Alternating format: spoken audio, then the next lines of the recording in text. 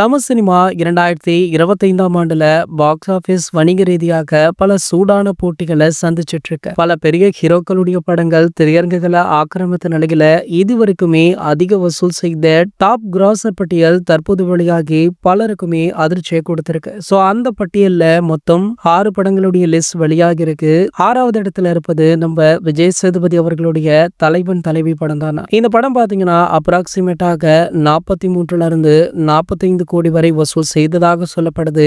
5வது இடத்துல tourist family 60ல இருந்து 63 கோடி வரை வசூல் பண்ணிருக்கா. சோ டூரிஸ்ட் ஃபேமிலி அடுத்து நம்ம பிரதீப் ரங்கநாதனுடைய நடிப்புல டிராகன் அப்படின்ற திரைப்படம் ரிலீஸ் ஆச்சு. சோ இந்த படம் பாத்தீங்கன்னா 83 கோடி வசூல் பண்ணிருக்காம். அடுத்ததாக நம்ம அஜிசருடைய விடாமுயற்சி திரைப்படம் கிட்டத்தட்ட 84 கோடி வரை வசூல் செய்து 3வது இடத்தை பிடிச்சிருக்கு. அடுத்ததாக நம்ம ரஜினி அவர்களுடைய கூலி திரைப்படம். இந்த படம் பாத்தீங்கன்னா 140ல இருந்து 142 கோடி வரை வசூல் செய்து ஒரு மிகப்பெரிய சாதனையை படைச்சது. சோ முதலாவதாக நம்ம ஏகே அவர்களுடைய குட் பை டக்லி. சோ இந்த திரைப்படம் தான் இதுவரைக்குமே தமிழகத்துல அதிகம் வசூல் செய்த, அதுவும் குறிப்பாக 2025ல அதிகம் வசூல் செய்த திரைப்படமாக திகழ்ந்து கொண்டிருக்கு. தமிழகத்துல மட்டுமே கிட்டத்தட்ட 155 கோடிகளுக்கு மேல வசூல் செய்து ஒரு மிகப்பெரிய சாதனை ஒன்றை படைச்சிருக்காங்க. இதனை ஏகே ரசிகர்கள் தற்போது வரைக்குமே சோசியல் மீடியாக்கள்ல கொண்டாடிட்டும் இருக்காங்க. இது போன்ற சினிமா செய்திகளை பற்றி நீங்க உடனே தெரிஞ்சுக்க நம்மளுடைய சேனலை